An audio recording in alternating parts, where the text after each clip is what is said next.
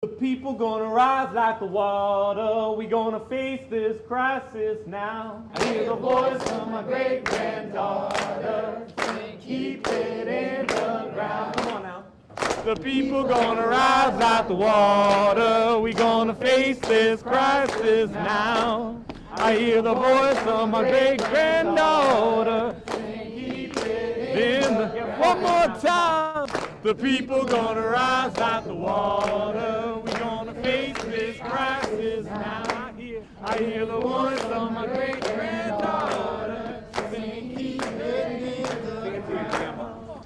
The people gonna rise like the water. We gonna face this crisis now.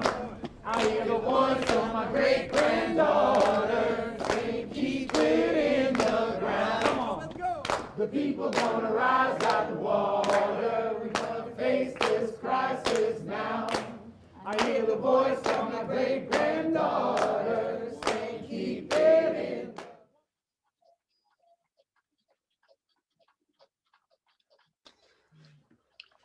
All right, hey everybody.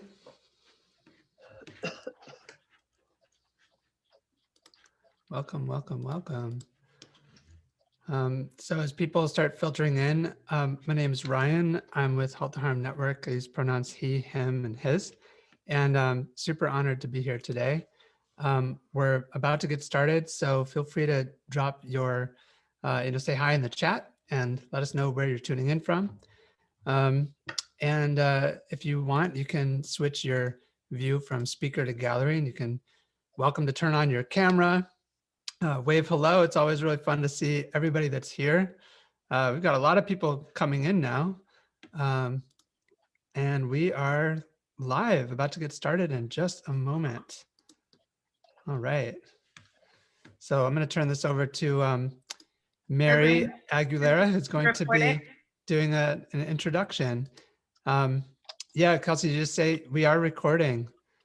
Yes, thanks, Kelsey. And so, yeah, just know that we're recording here today, and you can choose to have your video on and off. And the other thing is to stick around to the end. Mary might say something about this too, right? So, but we're going to have some breakouts and discussion. So I'll be in the chat along with Kelsey, hanging out, offering some technical support. And welcome, everyone. Thanks for saying hi in the chat. Mary? All right, welcome everyone to the A to Z Tackling Impacts of Plastic Students Taking on Petrochemicals event. And when you say when you are here, you are A to Z family. The A to Z Tackling Impacts of Plastic digital series is bringing together organizations and communities all across the Ohio River Valley and beyond. The intent is to build a large connected basis of people in each to its own capacity. We also look to our brothers and sisters in other states who are facing daily threats from petrochemical companies and already facing major impacts on their health, economy, and environment. The aim is to provide education, invoke solutions, and determine actions we can take to address the threats of plastics and the petrochemical industry.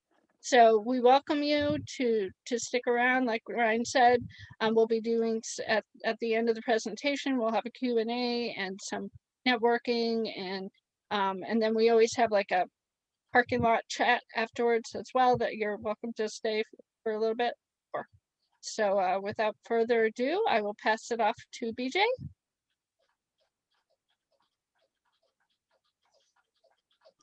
Just had to find my mute button. Good evening, everyone. It's really nice to see everybody's faces or names. I understand. I don't always like to be on video either.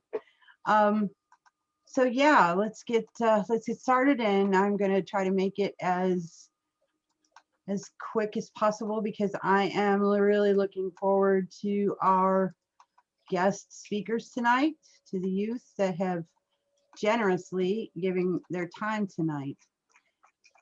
So for over a year, I think it's been almost a year and a half, the people that I've had the absolute privilege of working with is an amazing group of dedicated grassroots leaders and community members on the A to Z Impacts of Plastic educational series that we've been putting on.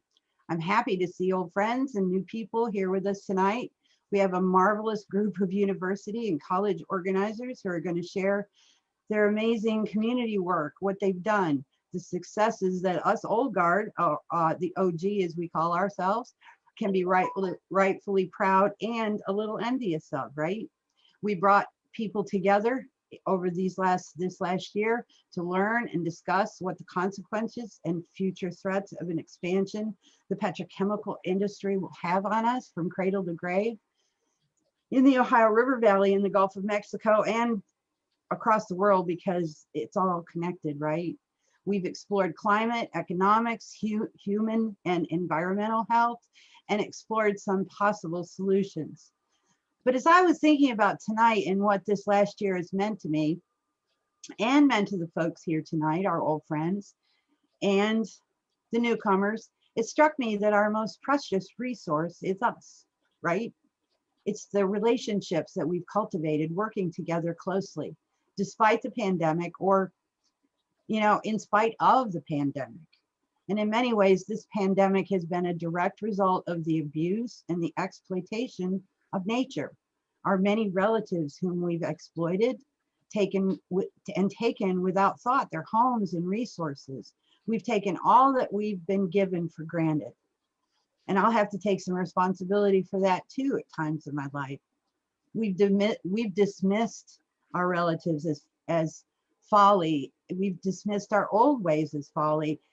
And sometimes we thought of them as not as good or faster, cheaper, shiny, and more appealing. Tonight, I want to remind everyone that the lands they occupy now, wherever you are, were once lands of many nations, communities, clans, and confederacies. Here in Appalachia, where I am now, were some of my relatives, the Seneca. We shared these abundant resources in beautiful mountains, rivers, and hollers with the Cherokee, the Shawnee, the Lenni Lenape, Tuscarora, and Mingo, and so many more that I don't think we'll ever know, sadly. And these nations were all different in how they lived and celebrated their origins, made friends, and solved problems and faced challenges. But one thing that I think is really important, that they all seem to have in common, was the knowledge that nothing lived in this world without something else dying or giving their lives for theirs. Another similarity was the way they governed themselves, the way they maintained a peaceful balance among their peoples. Their way of self-governance was for all people, everyone participating in the process of decision-making, whether that was to sit and counsel and listen, or to speak their mind as to how they all must consider a problem or a decision that had to be made for their survival. Those could be whether to move their location, deal with nature's winds of change, relationships with other nations, war or peace. But one thing they all knew for sure was that whatever decision was to be made, it would have an impact on everyone. And therefore, the decision and action must be made carefully and with meaningful thought. Take time to hear everyone, to honor and act as they were expected to live up to their responsibilities. When the invaders came, the original people believed that these new people conducted themselves in the same way, that these new people honored their promises as they did, that everyone, man, woman, and child, played a part in the final decision or act of the many. They learned, sadly, that the powerful few, educated or not, honest or honorable or not, were the ones dictating their fate, making decisions not based on the good of many, but only the few. Right. Learn as much as you can, excuse me, but only the few. So tonight, I'm thinking that, we're facing the same, right? The many being ruled by the powerful few. So now our responsibility is to remember that the decisions and actions that we make, that we demand of our politicians, of our community leaders, should always be with the many in mind. Because no matter the place we are in time, everything we do has consequences. So our mandate, if you will, should be to make changes and find solutions that have the least impact, take the least from other, and in all things give more than you take. So tonight, I'm suggesting, I know we're all busy, but I hope that you'll take the time wherever you're at to learn about the people that were there, that this was their home, how they lived, how they survived, the foods they ate, the animals that they shared their lands with. But most importantly, right now, I want to thank and welcome our young frontline organizers that are here tonight. They give me hope, as they should everyone. I think without a shadow of a doubt that we'll all learn some things tonight. I know I will. Hopefully we'll learn how we can help them carry on their work. And I hope they'll carry on this work in some form or fashion in their future. They've got a good start for sure. I will say they've got their work cut out for them, but I'm going to make a promise. I'm here for them if they need me. So thank you everyone for giving us your time this evening. It's a Monday evening, and with so much happening, I'm sure in your individual lives, but we welcome you with our good heart and a good mind. And I'm now going to turn this over to Mary. Jack.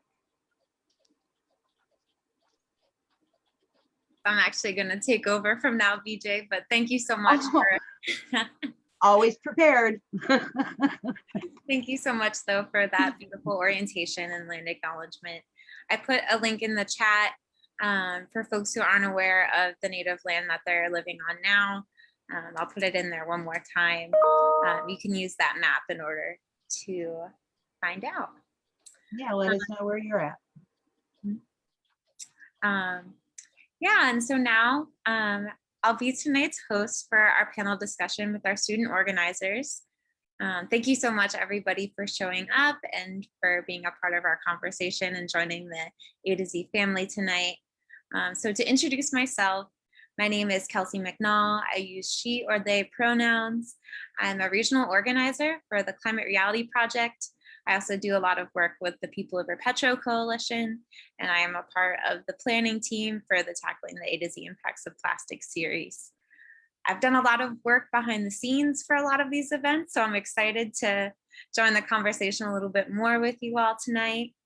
And I'm really excited to introduce these really incredible student panelists. I graduated from college in 2019, so I did a bunch of student organizing in my day, but I'm really excited to hear the awesome things that students are doing today on their campuses throughout Appalachia. Just to provide a bit more context for who our guests will be tonight, we came across meeting these wonderful students through their involvement with an internship program with a post-landfill action network, or PLAN.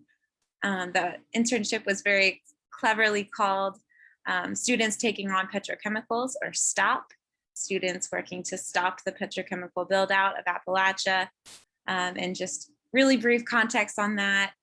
Essentially, there's a lot of fracking and oil and gas infrastructure that exists in Appalachia and is being built out in the region, mostly intended to produce plastic. And so that's what we're all about here at A to Z, to tackle that, to educate folks and raise awareness for these issues. And that's what these students are doing through their internship program and through just their organizing in general. So with that, I will go ahead and turn it over to our panelists just to introduce themselves briefly. And maybe I'll just pick one to start. Rachel, do you want to introduce yourself? Sure. I'm Rachel. I like they and she in that order. I am a first-year master's student at West Virginia University in Morgantown, West Virginia, which is occupied Mohawk and Seneca land, among others. And I went to Oberlin College for my undergrad and started petrochem organizing on the pipeline side, like direct action against pipelines there, and have since continued with that here. I came to this program to do research on the emotional consequences of pipelines. With that, I will pass it to Bryant. Cool. Hello, I'm Bryant Grant. I go to the University of Louisville. I'm an undergrad economics major, and then I'm on occupied land of the Shawnee, Cherokee, Chickasaw, and Osage. And my work's mostly rooted in educating, engaging, and spreading awareness about like petrochem and the problems that it creates in communities. And then my pronouns are he, him, his. And then I'll popcorn to Leah. Thank you, Bryant. I'll apologize in advance. My Wi-Fi is a little in and out, so let me know if I need to repeat anything. My name is Leah. My pronouns are they and them. I'm from occupied Anishinaabe land in Ann Arbor, Michigan, but most of my work has been in Worcester, Ohio, and in the Ohio River Valley. My focus has been on environmental justice in Appalachia, and I've also worked a lot with mutual aid and talking about mutual aid as a sustainable climate justice, a sustainable way to move toward climate justice and move towards a lot of things. My research right now is actually focused not in Appalachia, but focused on climate resilience within First Nation communities in coastal Louisiana. So that's where I am right now. And I'm really excited for the rest of tonight. I'm going to popcorn to Selena. Okay, great. Thanks, Leah. Hi, everyone. My name is Selena. I'm currently a graduating senior from Washington Jefferson College, occupying on Shawnee and Osage territory. So I'm actually graduating on Tuesday, technically. So that's really exciting. And I am currently a triple major at Washington Jefferson College, studying environmental studies, international studies, and Spanish with a minor in interfaith leadership cooperation. So my main focus is understanding environmental justice movements and understanding how we could kind of like create sustainable alternatives, not just domestically, but internationally. So next fall, I'll actually be attending Penn State School of International Affairs for a master's in international affairs with a focus in climate diplomacy. And with that, I will popcorn Bailey. Thank you, Selena. Hi, everyone. Thank you so much for having us here with you tonight. My name is Bailey Epperly. I use she, they pronouns, and I am a fifth-year undergrad student at Marshall University studying sociology in Huntington, West Virginia, which is occupied Adena and Hopewell land.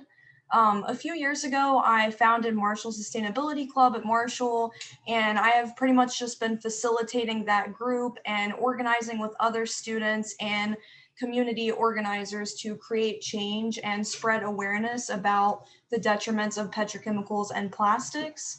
The club successfully ran a Break Free from Plastic petition with our president signing the pledge and us becoming the first school in Appalachia to do so. So I'm still like super excited about that. And we're just kind of going forth with figuring out all the logistics for that. And we're also currently working on a mural project. So I consider myself an artivist. So I really enjoy using art as a form of activism and resistance. And I plan on furthering my artivist and organizing roles here in West Virginia after I graduate next semester.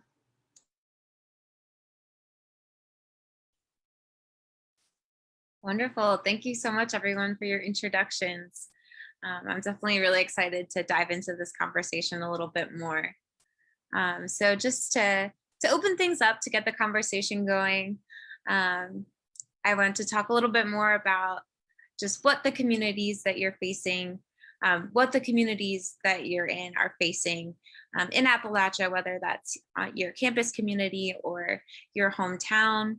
I would just love for each of you to speak a bit to the way that the oil and gas and petrochemical industry, the plastics industry, is impacting your campus community and the community beyond. And if anybody wants to start, you can go ahead and jump in, or I can pick someone again. I can go. I'm right along the Ohio River. It's like a large increase in like cancer rates, and our air quality is pretty bad. Like the most notable ones. And it's just people like come here from like all around Kentucky, and then it kind of gives the opportunity to learn about the impacts that this is having in like other regions, which is a positive.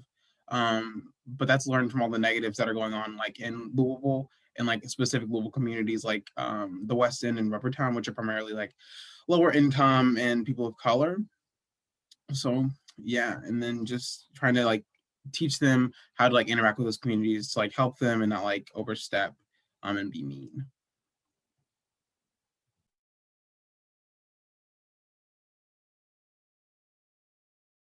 Yeah, go ahead, Leah. Yeah, kind of in the same vein. So a lot of Ohio is so agricultural that like land, air, and water contamination. I mean, it's a big issue everywhere, but especially with agriculture and a lot of food coming out of the area. Land contamination is a big issue that is often not discussed. And so that's a big issue, especially we have a lot of like Spanish-speaking migrant farm communities. And so even when there's information about the harm of petrochemicals in the soil in English, it's where it presents a lot of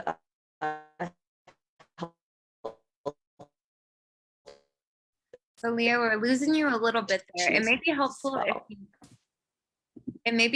you turn your video off in terms of us being able to hear you a little more clearly. We missed a little bit of the last part. We caught a lot what you were saying about the issues with agricultural pollution and how that intersects with environmental justice for Spanish-speaking migrant workers. But I don't know if you want to finish off or add anything there since you cut off. Yeah, a I'm little so bit. sorry. My Wi-Fi's been very in and out. Yeah, so definitely a lot of intersecting issues there. And there's been a big issue with the translation of like kind of warning documentation and signage. Even though that's not as deep as, or it's a deep issue, but obviously fixing the issue is another really big thing. So yeah, sorry again, let me know if you can't hear me at any point. Yeah, no problem. Thank you for sharing that. That really reminds me too, so the issues with the oil and gas and petrochemical industry, the Ohio Valley is deeply affected, but also the folks affected first and worst by this industry are folks in the Gulf South. And I know that, especially in Houston, Texas, that's a really large environmental justice issue around this industry, is that a lot of the communications surrounding the pollution coming from different oil and gas infrastructure and from plastics manufacturing and oil refineries. A lot of the communications around those things are in English, and that so in that way, the Spanish speaking community is left behind. So thank you for raising that. That's really important. And Selena, do you want to speak to how your community is impacted by this industry? Yeah, so where I kind of live in Washington, Pennsylvania, it's kind of like this epicenter of just petrochemical boom and all these toxic industries. And as Brian was mentioning about where he lives, the air quality here is just so poor. I know that myself and my family were like constantly keeping track of the air quality, and a lot of the times in this region, it's low, poor, or even like below that. And kind of what I've been doing as a campus organizer is trying to bring a lot of awareness to those issues, because I feel like sometimes we just think like, oh, it's no big deal. Like this is a daily thing. I know whenever I was little, like my mom would always tell me, like, we have like a couple of like really bad plants like near where I live that we would have to like pass through to get to other places and whatnot. And so I remember my mom, like whenever I was little, always telling me like, oh, hold your breath. Like this is just too much. And that would just be something normal to me. Like I knew whenever I passed like the El Rema power plant or something like that, like I was supposed to hold my breath. Like that was bad air. I wasn't supposed to breathe in. But at the same time, it was so normalized to me that I didn't understand that that was even a problem until I was in college and I took my very first environmental science course. Like that wasn't even something that was really taught to me in high school. And so that's kind of where I guess my passion for this issue really started out. And then working with my school, Washington Jefferson College, has been really difficult in terms of how we're able to kind of like fight against these industries, especially because my school has what's called a Center for Energy Policy Management. So that's affiliated with the school, but not 100% part of the school. They have an office at our school, and they're very like fracking neutral. And so I remember when I was a sophomore a couple years ago, I actually wanted to like work for the energy policy management place. And during my interview, they were kind of like, oh, like you're an environmental studies major. Like what exactly do you do with that? And I was like, oh, like I'm, really passionate about taking on like petrochemical industry in the region and things like that. And by saying that, I ended up like not even getting the job because this center was neutral on fracking and things like that. That's associated with my school. So that really kind of jump-started me and inspired me to kind of like take on these issues head on during my last couple years as a student. Yeah, wow. Thank you for sharing. And Selena, just clarify, did you grow up in the Washington County area as well? Yeah, so I grew up in Elizabeth, Pennsylvania, which is like right on the border between Allegheny County and Washington County. So right outside of Pittsburgh, really. Mhm. Yeah, thank you. Yeah, I feel like that speaks really well to sort of the notion that being neutral on an issue, that there is really no such thing as being neutral on an issue, that choosing neutrality is a stance in itself, and that there are folks in communities that are harmed by neutrality in that way. And I see, Rachel, you have your hand up. So I'll pass it over to you. I know you probably can also speak to a little bit of the experience of being an organizer at a university, perhaps with some ties to the industry. So I'd love to hear from you about how your community is impacted. Yeah, I'm sure it's a big surprise to hear that WVU has its hands on oil and gas. I mean, Morgantown to some extent is impacted by the industry. I mean, there's a barge dock on the river here. And yeah, fracking and oil and gas do come through here. But I think WVU is such a power in the state, and I think that they have an entire school funded by oil and gas, dedicated to oil and gas.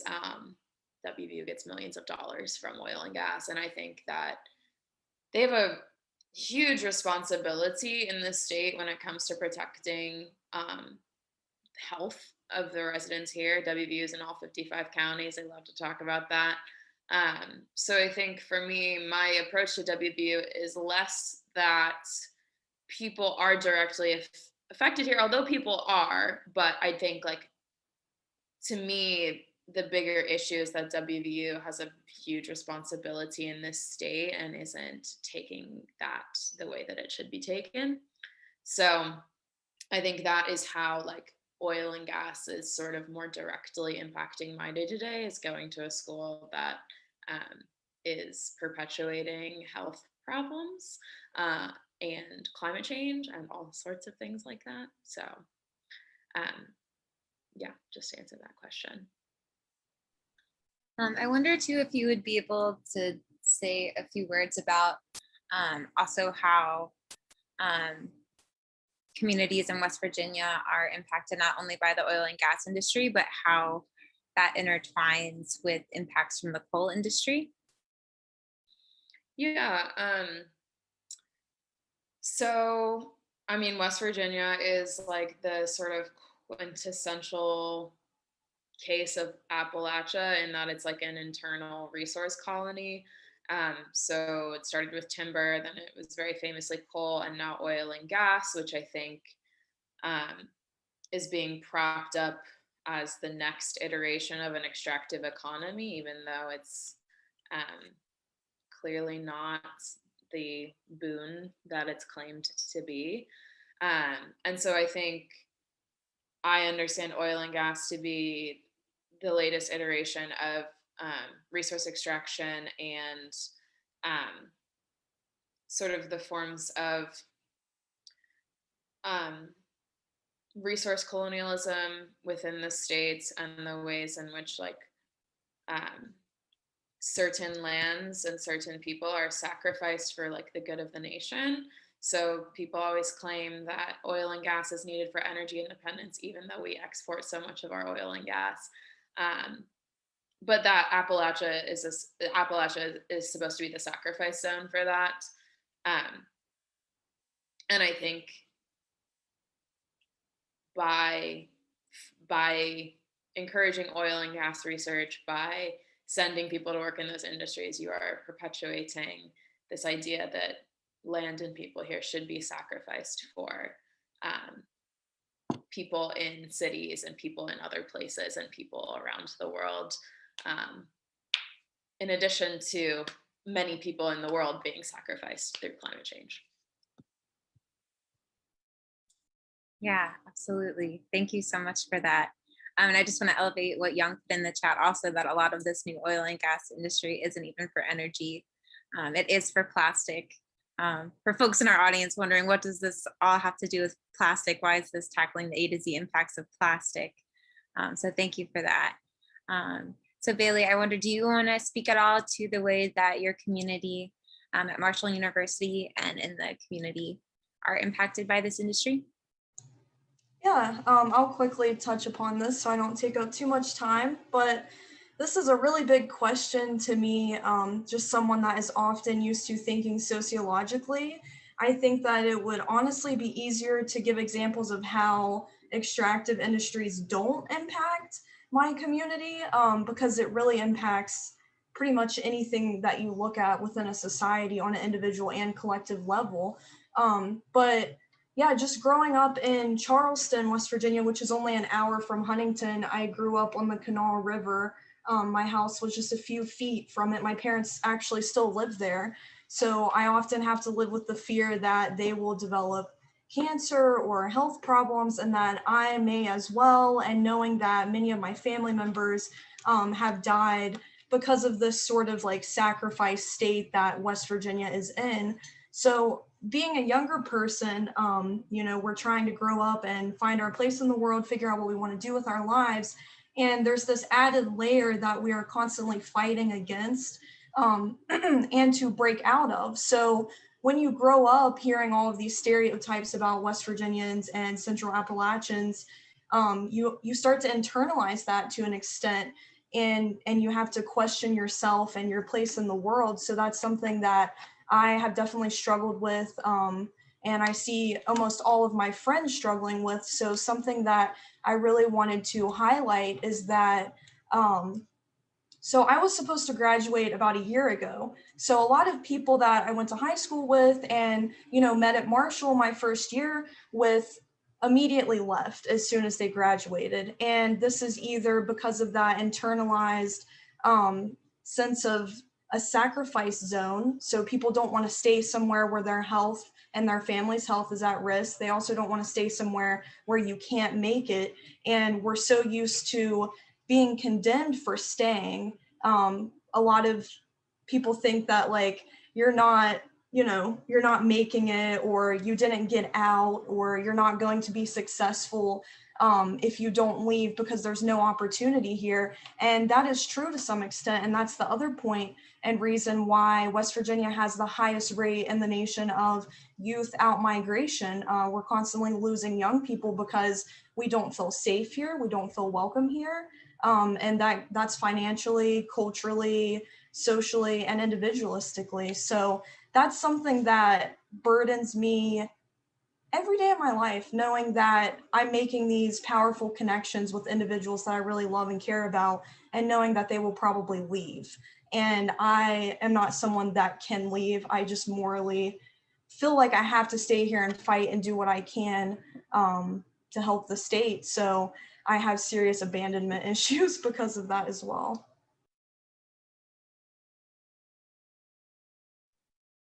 Yeah, thank you so much for that.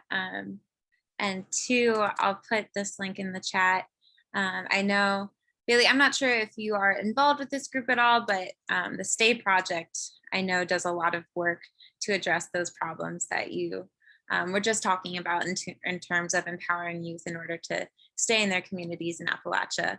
I don't know if you want to give them a quick shout out. Yeah, shout out to Stay, because they're the first organization that I at least know of, and the only one running right now that is actually trying to address, these intersectional issues of why young people struggle to stay. So I love the Stay Project. Going forth with YACJA, Youth for Appalachian Climate Justice, which all of us are a part of. We're super excited and eager to work with them to try to make Appalachia a place that young people are proud of and can stay in. Awesome, thank you. I also love YACJA. There's so many acronyms in these organizations, but that's a good one. I like it. It's a work in progress, says Rachel.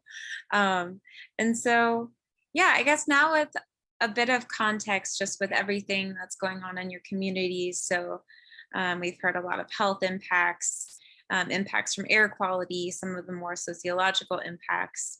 I really appreciated that, Bailey. I was a sociology major as well, also environmental studies. And so, and just how communities are dealing with the social health, economic burdens of living in Appalachia, essentially as a resource colony. So that's kind of all a big downer. And I'm wondering if we can, if you can share with our audience, not to create false hope, but just how are you fighting back as a student? What are you, how are you claiming power on your universities or in your communities to fight back against this industry and to fight back against just the history of extraction and the histories of harm in your communities? And Leah, you can go ahead and start us off. And if I interrupt you, it's because of your Wi-Fi. I know maybe you can, but we'll start with your video on.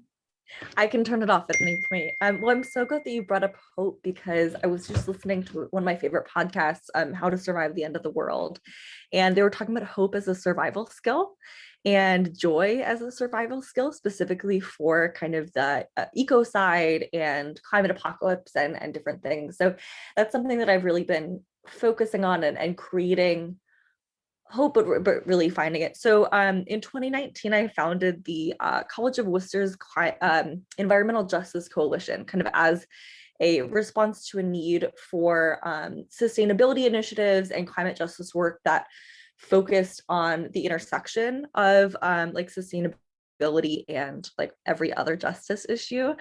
We had a sustainability group on campus previously that focused a lot on campus sustainability, which is really important, but in an area of the country and in this time in the world where ecocide and climate issues are so pressing and so important, I felt like it was important to kind of get a wider view. So we started in 2019, have held several events, including a climate strike, I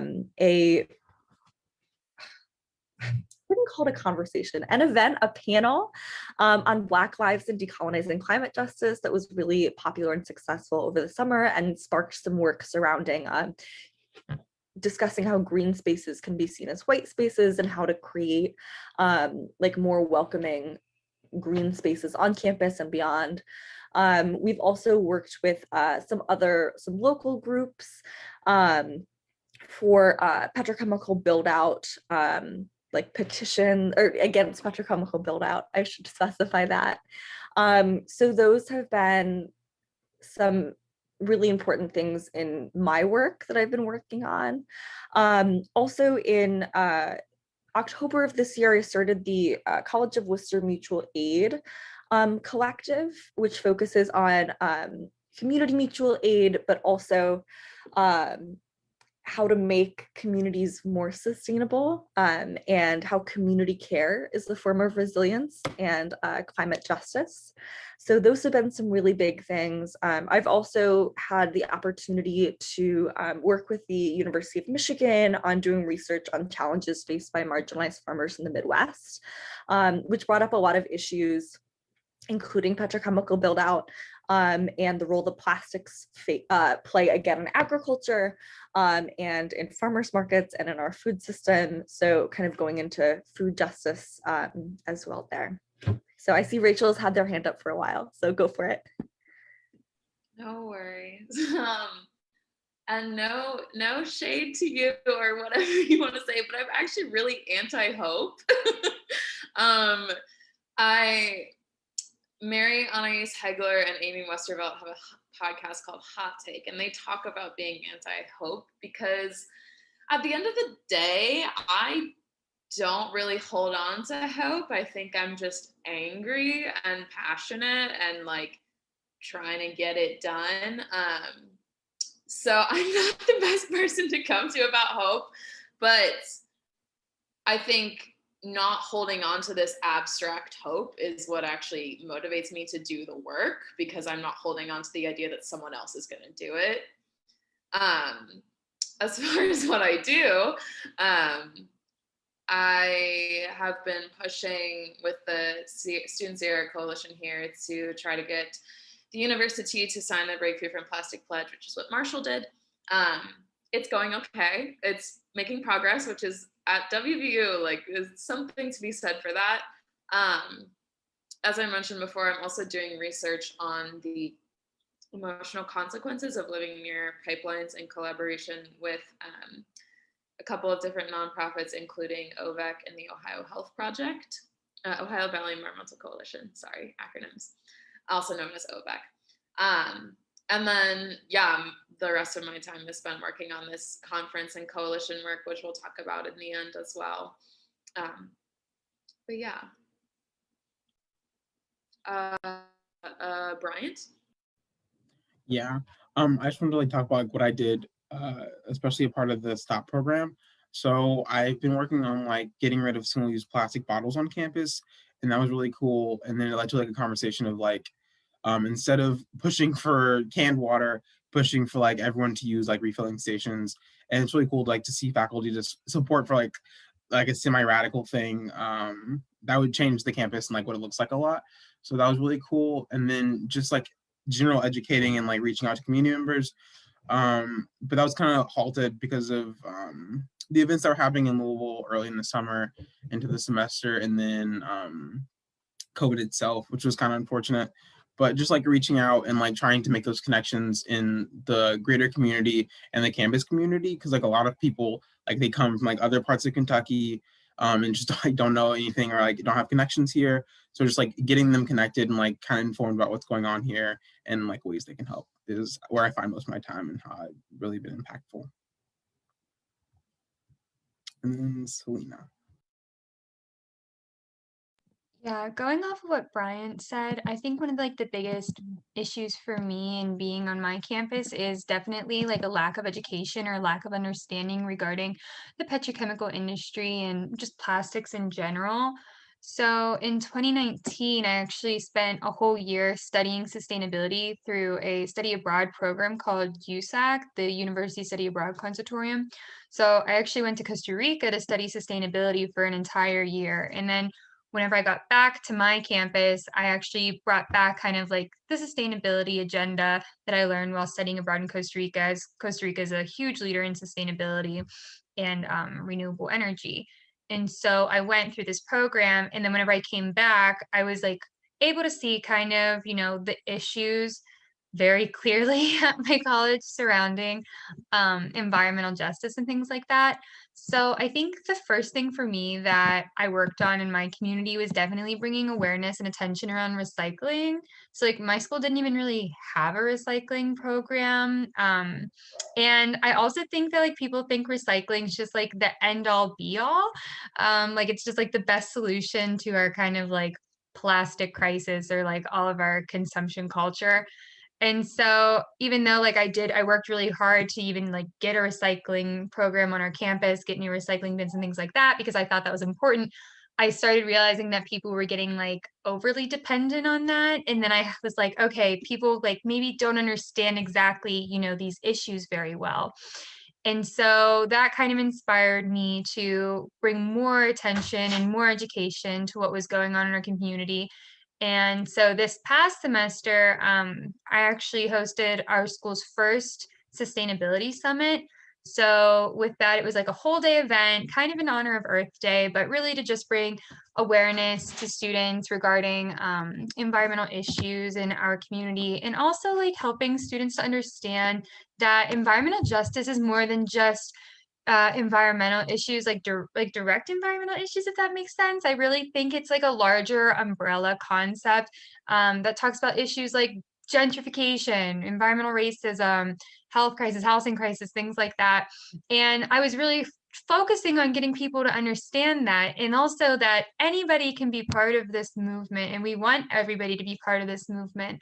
And so hosting the sustainability summit, we had some really great guest speakers, both like regionally and internationally. We actually had Majora Carter speak at our event, urban revolution strategist from the Bronx. She was great, as well as a couple of international speakers, one from Germany and then one actually from Uganda. among students and things like that. But it was really great because I really wanted to find like the intersections and the synergies between like students on campus and these issues. And so I actually was able to gather about 15 of my university's clubs together, and each of them talked about or presented or did like some kind of anything really about how environmental issues kind of like coincide with their club's mission statement. So for example, I'm really active in the Latin American Cultural Association on our campus, and we hosted a huge talk about the climate migration crisis happening in Central America. And the biology club hosted like a huge talk about water conservation, things like that. We also have like an active minds club, and they were able to talk about climate anxiety and host things regarding those issues. And so for me, it's definitely helping students, you know, relate to these problems. And I don't think that's just for students. I think that's for everybody, you know, opening everybody's eyes to see that like, yeah, these might be like environmental issues, but they're impacting us on a daily basis more than we know, or maybe more than some of us think about. I don't know about you guys, but for like me, I have huge climate anxiety. I think about these things all the time. Like I can't even go to the store and buy like, I don't know, like an orange without thinking like, oh my gosh, I'm in Pennsylvania. Oranges don't grow here. Like, where is this coming from? And these are just like things that I'm constantly thinking about. And then I see people who don't think about them at all. And I feel like there's like two extremes with that.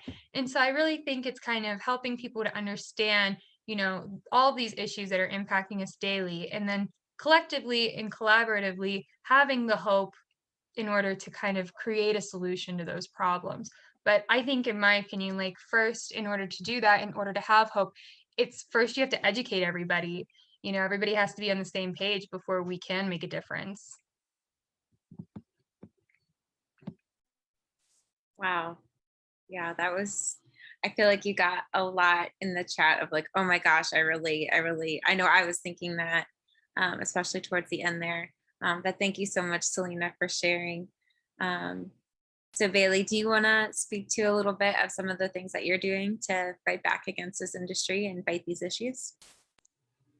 Yeah, so as I mentioned in my introduction, I co-founded Marshall Sustainability Club because my freshman year, I knew that I really wanted to engage in environmental and social justice activism, and there wasn't any kind of like social or environmentally related club, so I figured I would just make one and go from there. So I've really spent a lot of time just trying to, you know, organize students so that we can come together and make change in whatever way we see fit at the time. So we've engaged in multiple different petitions. As I mentioned, we got our school to break free from plastic, so we'll be completely plastic free within a few years. That's very exciting. I built a connection between the club and local nonprofits like Ohio Valley Environmental Coalition, POPCO, Post Landfill Action Network. So I'm eager to see students kind of take the reins and go from there and continue working with these awesome nonprofits. Individually, I am doing my capstone research on the narrative that youth in West Virginia received from the fossil fuel industry. So I've been doing content analysis, looking at what types of claims are being made to young people. You know, how are these claims being made, by what means, and why? So that has been upsetting, honestly, to do, but it's important work because no one has looked at that before. So I'm excited to add to existing sociological literature in that way so that that research and data can be further used, hopefully for social political change. I also do art. So Rachel, can you pull up the PowerPoint really quick? I'll show everyone a piece that I worked on. So as Rachel pulls that up, I'll just describe it really quickly. So basically, I was walking to campus one day and I saw trash laying everywhere, mostly plastic. And I thought to myself that, you know, people have dropped this, they've thrown it down, they've thrown it out of their cars, it's flown out of trash cans, you know, however it did, it got right below my feet as I'm walking to campus. And so I just started to think about how convenient plastic has become.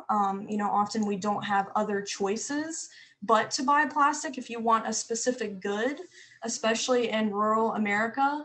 And so I thought, what if I took this plastic and put it somewhere so that people have to look at it? I think it's a really big problem that we sort of buy whatever it is, use whatever it is that's in the container, and then we throw it away and we don't really have to think about it again. We don't have to think about the environmental and social consequences of where our plastic waste ends up. So this is just one way that I get really excited about informing and educating people, because I think that, there is that sense of hope that has to be there. For me personally, I know everyone is different, but if I don't have hope, I get burnt out and then I'm not productive for any reason, including like self-care and things like that, which are just as important. So I think combining something that is really heavy and, hard to talk about, and it's hard for people to care about because many people don't have the mental or emotional capacity to. Living in late stage capitalism, we're all just kind of, at our wits' end here. So I think that combining something that is serious and heavy with something that can be fun and colorful is super important. And you reach a whole different center of people's brains. It activates, different parts of the brain to see something and learn from it. So art is something that really excites me. And I think it's a great tool of resistance that communities have been using for a really long time. So Marshall Sustainability Club obtained a grant, and we're going to work on a mural that will travel around campus. So it'll be kind of like a banner. And we really want to highlight how different communities are affected by the petrochemical industry, while also sort of shedding light on what West Virginia can be and what the nation can be, because it is possible. I think that it just takes a hell of a lot of resistance. And so I'm really excited to work on the mural with the other club members and hopefully educate more people on campus. I would say that everyone else put it really perfectly. I think that the number one thing is to educate and spread awareness. And sometimes that doesn't feel very proactive because you don't feel like you're directly doing something, but it plants seeds that will spread very quickly and eventually will blossom into organized collective action. So for me, that's probably the most important thing, is that we are collective and we join together, because as individuals and even as small groups, it feels like an impossible task to take on these giant entities because they're all interrelated, especially in West Virginia. So it becomes very overwhelming if you don't have the proper support and the proper numbers to show up in ways that matter. So something that I hope for just about every day of my life is a labor uprising in West Virginia, like we have seen throughout history here so many times. I think that if we can get the youth and union workers or people who are even who are not organized or unionized, if we can get them together, blue collar workers and young people, there may be very different, there may be disagreements when it comes to political ideology or whatever it may be, but at the end of the day, this is a place that we call home and we have to come together and fight together. So still figuring out how to do that. Don't really know how to connect the two yet, but something I'm really passionate about. And I think maybe art can be a way to facilitate that bridge potentially. Wow, thank you. Yeah, that mural, I was really blown away by that. It's like so ugly, like the trash, but so beautiful and just thought provoking. And just, I'm blown away by all of you. You're all so wise and just doing really incredible things. One thing, that question, it just kind of came out talking about hope in that little section. And a quote that came to me, my friend actually texted it to me, and I feel like it's extremely relevant. And I just wanted to read it about hope, and something that I really resonate with, and it kind of sounds like each of you resonate with as well. That hope is not a lottery ticket you can sit on the sofa and clutch, feeling lucky. It is an axe you break down doors with in an emergency. Hope should shove you out the door because it will take everything you have to steer the future away from endless war, from the annihilation of the earth's treasures and the grinding down of the poor and marginal. To hope is to give yourself to the future, and that commitment to the future is what makes the present inhabitable. And I think that speaks just really well to that we can't just have this rosy sense of hope, but that whether hope is it manifests in anger that we need to fight for justice, or whether it's love for our communities and we build resiliency, that that hope is not just sitting and wishing for a better tomorrow, but organizing in our communities and building power and really creating that change that we want to see. So thank you, all of you, so much for those words. So just to continue a little bit on some of these major themes, I guess just along the lines of youth organizing in general, there are some terms that have been thrown around: mutual aid, intersectionality, environmental justice, and climate justice. It's really inspiring how the youth movement for climate justice, I feel like outside of traditional environmental spaces, it's becoming increasingly clear that social, racial, economic, labor justice, and environmental justice, that it's all the same, and that you can't fight for one without the other. And especially in Appalachia, that has a really unique history.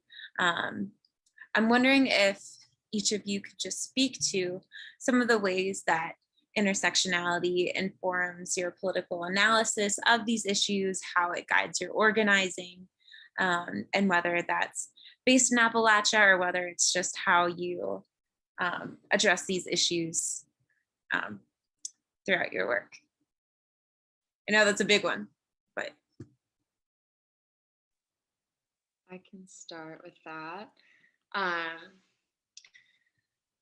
A thing that I think about a lot is false solutions, because at the end of the day, the climate crisis, as we term it, we being people in the environmental movement, is a result of white supremacy, colonialism, imperialism, and capitalism. And so any solution that is not resisting and addressing those systems of oppression is not a solution.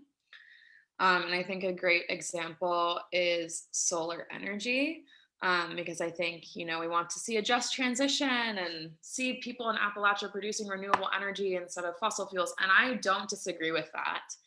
And I think that it's a lot more complicated than that, because for solar, you need lithium. Lithium is mined. Where's the biggest source of lithium in the world? Chile.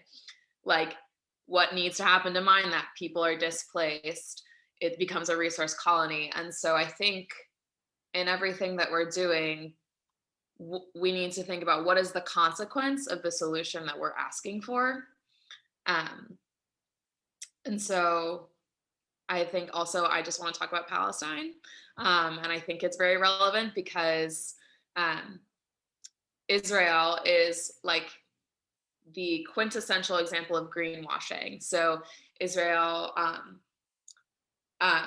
says that they made the desert bloom. That's one of the phrases that they like to say. And they talk so much about like renewable energy and how progressive they are in climate policy. And I think that it's very criticized as a distraction for, or a way to legitimize the state of Israel, who is currently and has been conducting ethnic cleansing of Palestinians for 70 years. And so I think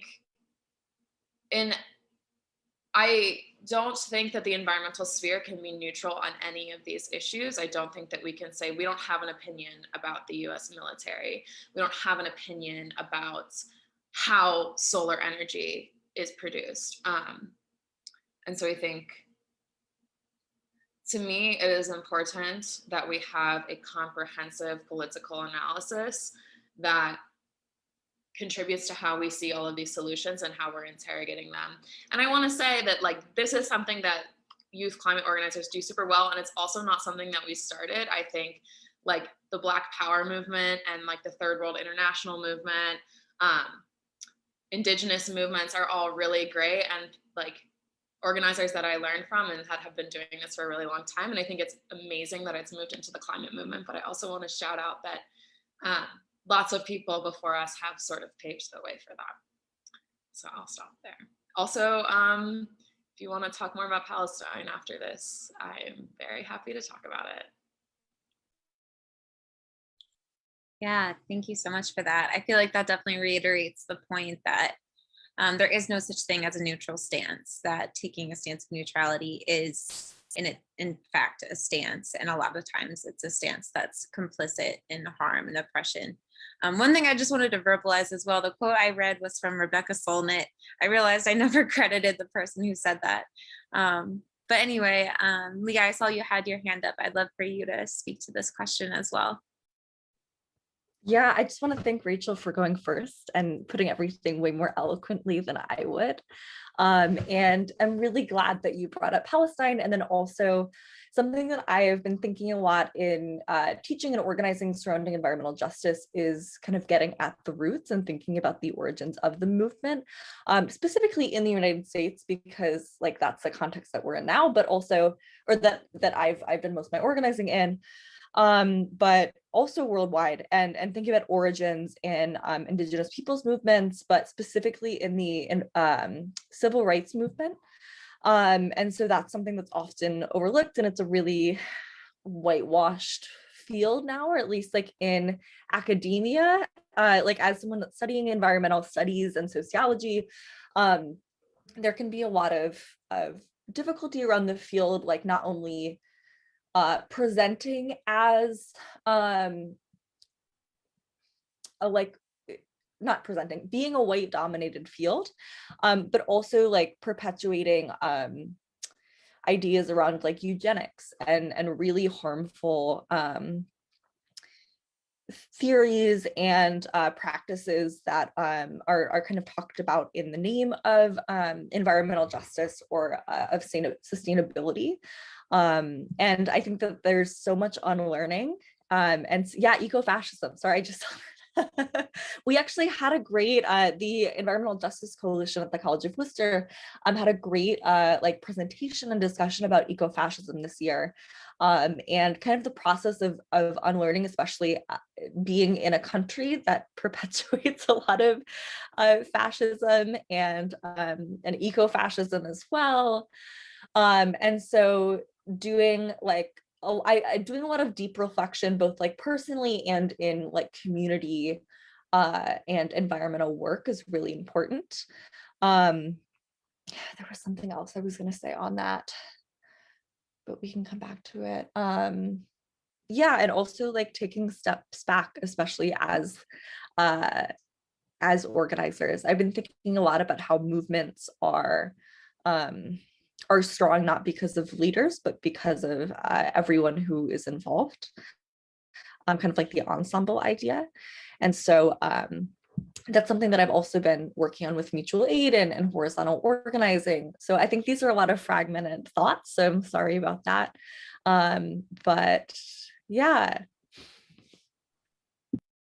Yeah, thank you so much for speaking to those things.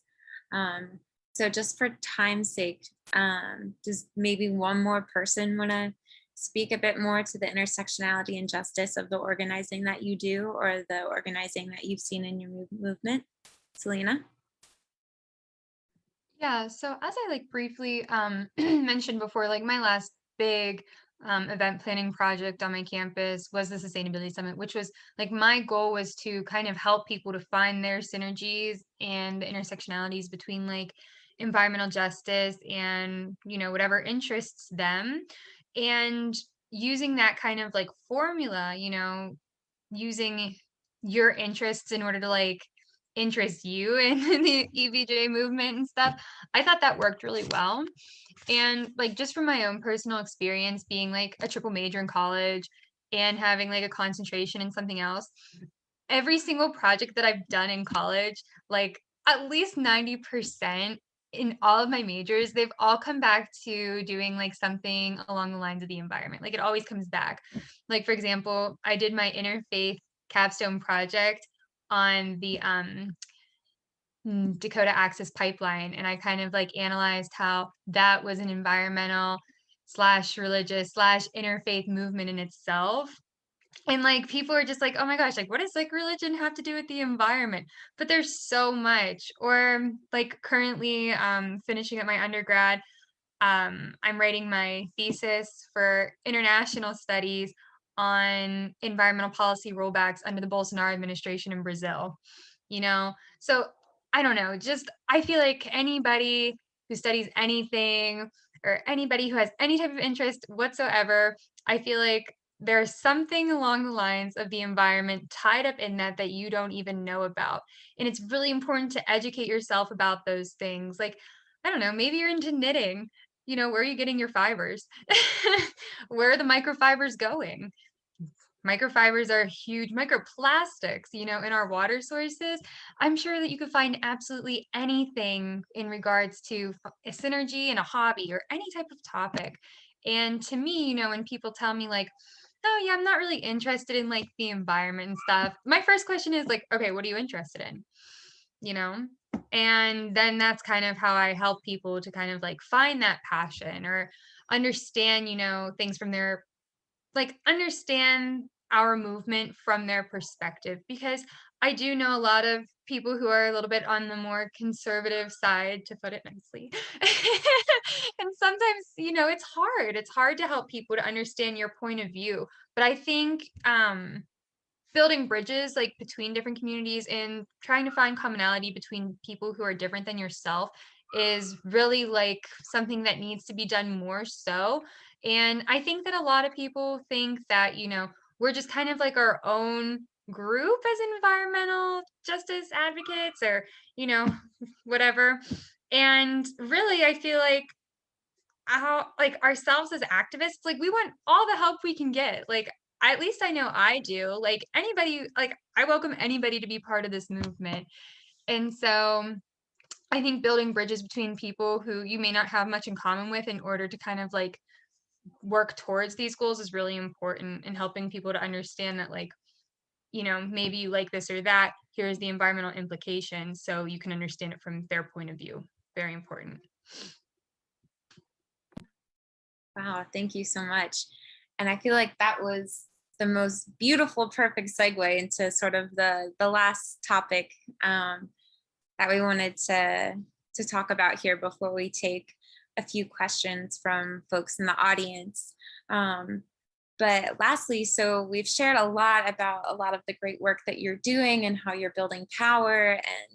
And I feel like we've just been able to learn a little bit more about the movement, the youth climate movement in Appalachia. And so for folks who are on the call and in the audience, and also just advice for all adults out there trying to be an ally to the movement, what are some things that they can do to support the work that you're doing? What are some things that they shouldn't do that maybe is well intended, but isn't actually supporting in the way that is intended? I guess just what best practices do you want to share for adults that are looking to uplift and support the work that you all do? Cool. I can go first. My experience with adult allyship has been giving information primarily, because there's a lot of places that I don't have access to or information about that adults seem to just know about, and it's really helpful. An example is on campus, there's a lot of positions that I don't know what they actually do, and then I have an advisor who can like kind of inform it. And instead of speaking for me in those spaces, she invites me to them and allows me to talk to myself and like share my ideas, and then they kind of help me like bounce. It's like more of a respect thing, or like on the same level, and it's just a nice conversation. And then we share ideas, and then just like push issues, and just giving that space. Like this is an amazing example of not I don't know what the AZ talk is, or like how to like come here, but like you gave us a platform, and now we can speak about our experiences as students and like younger people in the space. So it's just, for me, is like mainly like uplifting and like allowing someone the time to speak for themselves, and just like helping them get into those spaces even to start.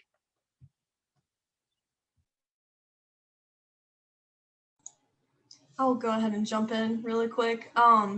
So I think that something really important, if folks aren't already doing this, is start to educate yourself on these things that we are very passionate about, all these intersectional issues. So, you know, make sure you're reading, watching, listening to things about decolonization, like things like land back, you know, anti-racism, like there, I can go on and on, you know. Yeah, so I think like one of the biggest problems that a lot of young people have seen is that in these mainstream, really popular environmental movements, there has been a great lack of social justice awareness. And it definitely hasn't been emphasized very often. And that's one of the things that we are most passionate about, is just like equality and just all of these issues that kind of maybe sound like buzzwords. So knowing what the words mean and what the roots are, which we've talked about a lot, I think that is a great way to be an adult ally. And also, I know social media is annoying for me as well as a young person, but it is a huge way that we connect with each other as social creatures. And so uplifting our work, so like our Instagram pages, Twitter, Facebook, I do art, so I put my art on Instagram. That's the main way that I am able to sell a lot of the things that I make. So it's just a great way to uplift and amplify voices and young movements. So being active on social media, if you can do so, is really helpful to us. And just word of mouth, just telling people who we are and what we're doing and how we're organizing is really helpful to us.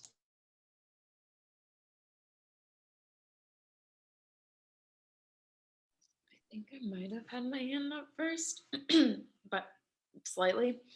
I guess I will do a good and a thing I don't like and a thing I do like. I have gripes with this simultaneous hearing all the time.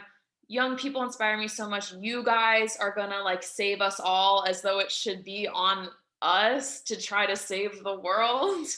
And at the same time, inviting young people into spaces to do work that those spaces want to see, rather than having young people lead work that they want to see.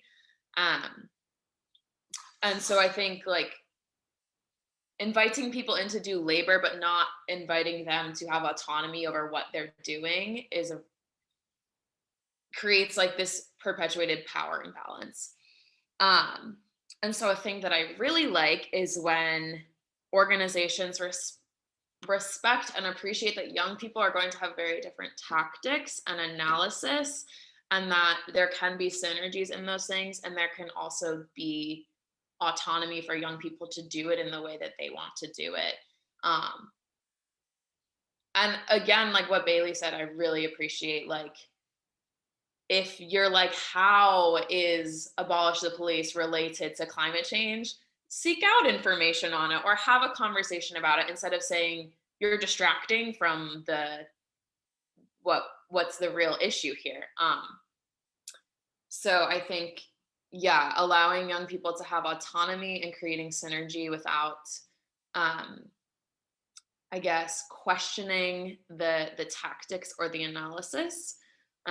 Because I think there are lots of places for synergies and for mutual supports, but if, I guess, what's the word I'm looking for? The word, I'm not gonna think of the word. Yeah, I'm gonna stop talking. Leah. There's so much I want to touch on and so little time left. So thank you so much for that. I think that resource sharing was the first thing that I thought of, which is something that Bryant talked about. Wealth redistribution is a big thing within mutual aid, but also I think within climate futures. And so that's a big thing to look into, especially because our generation does not have the wealth. And that's something that with redistribution, could be really positive. Listening and honoring the practices and techniques of young people in organizing, while also like respecting and honoring all practices and having some, or listening and kind of working through that before judgment. Another thing, yeah, just with what Rachel, sorry, all of these thoughts are kind of all over the place, which with what Rachel was talking about tokenizing, and how kind of we're seen as the only option. I think that it's also a symptom of capitalism and colonialism to kind of have all these ideas around youth and how youth are the only ones that have this ability. But aging is beautiful and wonderful, and there's so much that you can do and that everyone can do, regardless of age or position. And so I think that's another thing, is using where you are and the resources that you have and the knowledge that you have, to support yourself, your community, and the environment. Also, youth climate justice organizers and groups are often really good about being explicit about what they want and what they need from adult allies. And so luckily, there's not a lot of guesswork to do. The Sunrise Movement has like toolkits and all sorts of things. So it's something that you can kind of be guided through if you want, but also can, suggest ideas while understanding that this is something that youth organizers have been thinking about for a long time. So thank you.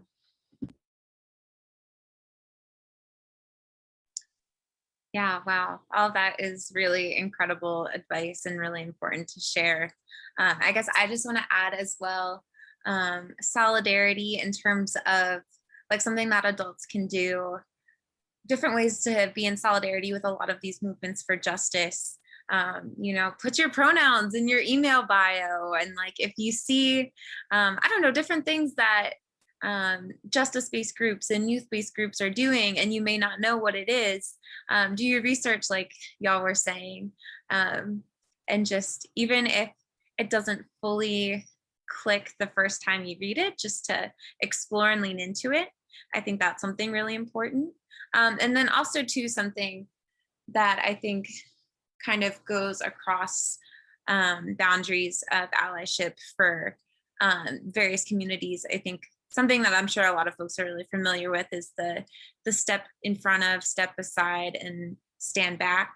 And I think that adult allyship can really learn a lot from that as well. So in terms of stepping in front of, not necessarily stepping in front of, but there are times where adults have power that youth don't have. And so adults in power can withstand criticism and judgment better than youth. And so, or have the social status, I guess, in order to, can take a little bit of a hit versus youth. And so I think that's something that adults can do sometimes. I mean, in terms of stepping beside, I think that a lot of that solidarity of just marching alongside youth, joining the movement, listening. And then in terms of stepping behind as well, I think just allowing youth to do their thing, to, I guess, to, I don't know, do their activism in the way that works for them, but then to just to show your support. Because it's really sad that youth activism, it shouldn't have to be validated by adults, but often it does. Just to have, like, for example, when I was a student organizer at my college campus, I was really lucky to have the support of the college campus sustainability director. And so the students, we organized for a lot of awesome environmental sustainability initiatives on campus. And we would say, like, this is what we want as students. And then we also had this adult in a position of power behind us who said, yeah, what they said, and so that's something that also a lot of adults can do to really show support for the movement that can unfortunately legitimize in a way that it shouldn't need to, but that is kind of the reality. So, wow, so time is really running out here. So I have seen there's been quite a few questions in the chat, but also a lot of answers in the chat that has been really nice. I see, Frederick, you have your hand up. Do you want to ask a question to our panelists?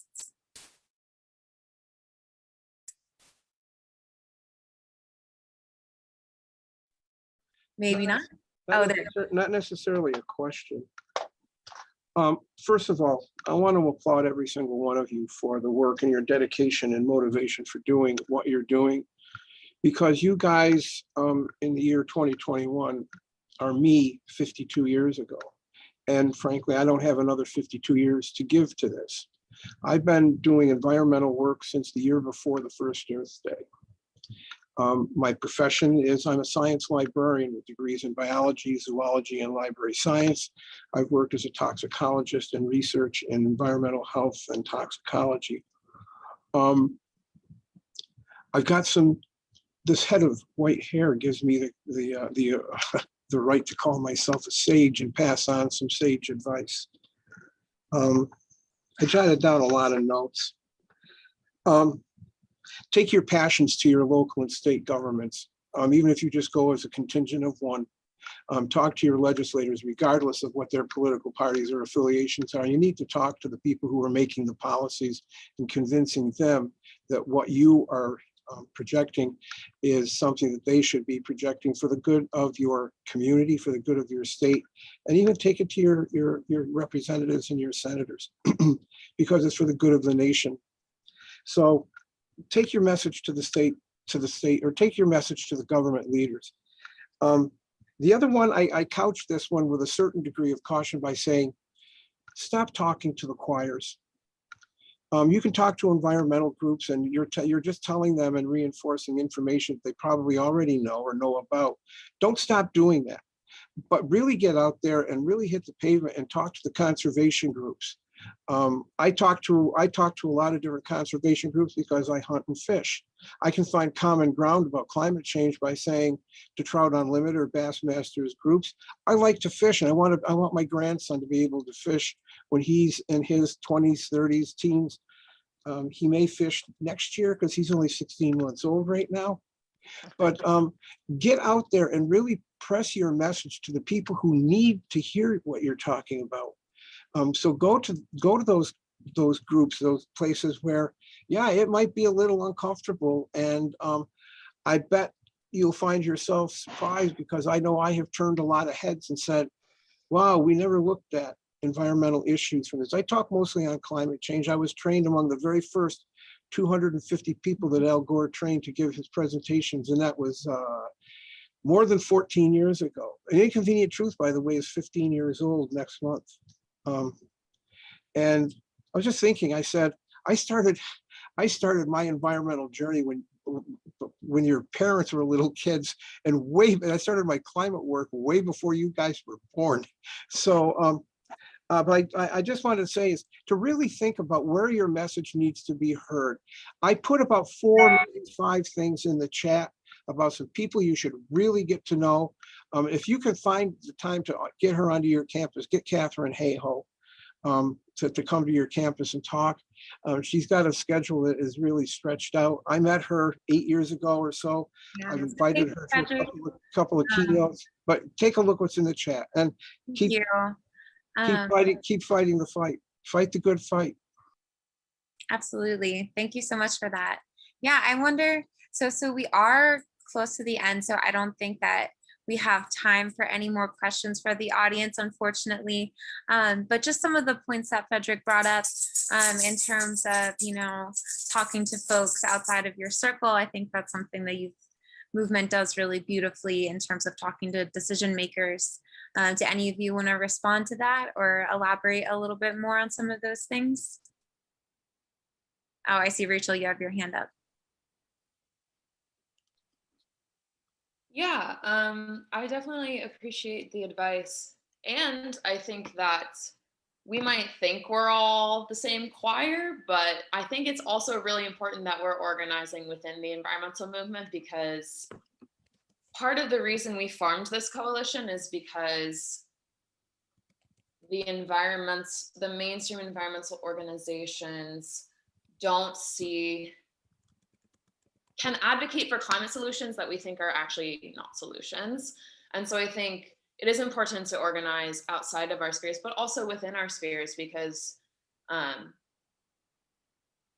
there's a lot that we need to work on. There's a lot that we need to work on when it comes to being a white space. There's a lot that we need to work on when it comes to being a classist space, a settler space. So I think I wanted to just say yes and to that point, because I think universalizing discourse has been used a lot in the environmental movement at the detriment of excluding people and limiting our organizing. Yeah, thank you, Rachel. I am wondering really quickly also to the point that Frederick made about talking to elected officials. I feel like I've seen kind of a spectrum of a lot of folks find a lot of hope in terms of, or like see that as a really powerful way to make change. Some folks have become so disillusioned with our political system that, you know, they're taking like mutual aid, they're taking action into their own hands. I'm wondering if any of you want to speak to where political advocacy falls within your youth organizing. And that'll be our last question, at least before we move into discussion about the conference.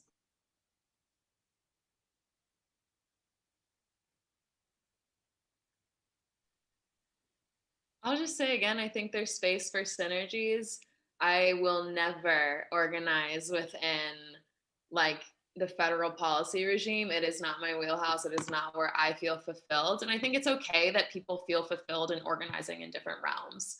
But that's not something that I do. It's not something that I feel fulfilled by. And so I have a lot more, I think, success and hope, even though I said I'm anti-hope, more hope when I'm doing the direct action on the ground, mutual aid, community organizing. And I think there are other people in this space who are much better at the institutional organizing. And I think that it's great that we can do both, so long as we're taking care about what the policies that we're advocating and the consequences of those policies. And I think when you have direct action and institutional groups in conversation and aligning on like grounding principles, I think I feel a lot more optimism about that.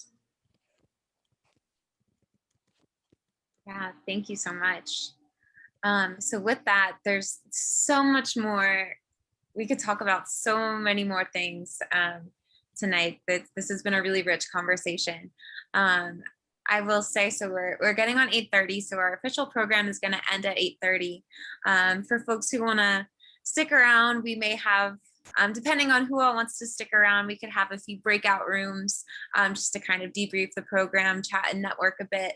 But I also want to just invite folks right now, in order to continue the conversation, maybe to pose to folks some questions that you didn't get a chance to ask our panelists. You can join the A to Z community online at impactsofplastic.com. And so there you can, it's kind of an online platform that you can use to chat and collaborate with other folks in the A to Z Impacts of Plastic community. And then also if you want to follow us on social media and join the conversation that way, I also put our Facebook page on there. And I see Ryan put a link to the campaign network. And so last, I wanted to just give our awesome panelists a chance to talk about an event that they're working on where you can hear more from them and learn more about what they're doing. And I believe, Rachel, that's you again. Yeah, I'm just going to share my screen. So I mentioned in the chat, I feel like we maybe should have also mentioned it at the beginning, but we're planning a conference at the end of June for youth in Appalachia working toward climate justice. We're going to do a few workshops, but it's also just going to be a space to really connect and have networking for people who share similar ideologies working toward climate justice in Appalachia. So our Instagram and Twitter is @YouthForACJ. And there is a website where you can register. There's a QR code. If anyone's good at doing those, you just hold your phone camera up to the QR code and it'll take you to the link. I also put the link in the chat. And we're really excited about it. We're having some really awesome speakers come. And I think we've talked so much about like building power, coalition building, and this is how we're doing it currently. Because we all started at separate schools, didn't know each other, came together through this program, and be like, wouldn't it be great if this was like 10 times bigger and we were all talking to each other and in solidarity, supporting each other's actions. So yeah, if you know anyone in the like under 30-ish who would like to attend this conference, again, like we appreciate adult allyship, and I think it's also important that we have spaces to talk to each other and center youth. And so this is a space for that. But yeah, if you know anyone 30 and under, tell them to check out this conference. We're really excited about it. Yeah, thank you so much. And so there's a lot of links in the chat for each of you to check out to spread the word about the conference. If you follow A to Z on social media or join us on the campaign network, we'll be posting those links over and over again. So you'll definitely have access to them there as well. I just want to thank our panelists one more time. This conversation has been so incredible, and each of you are just so unbelievably wonderful, and we've all learned so much from you, and it's just really inspiring to just share this space with each of you. So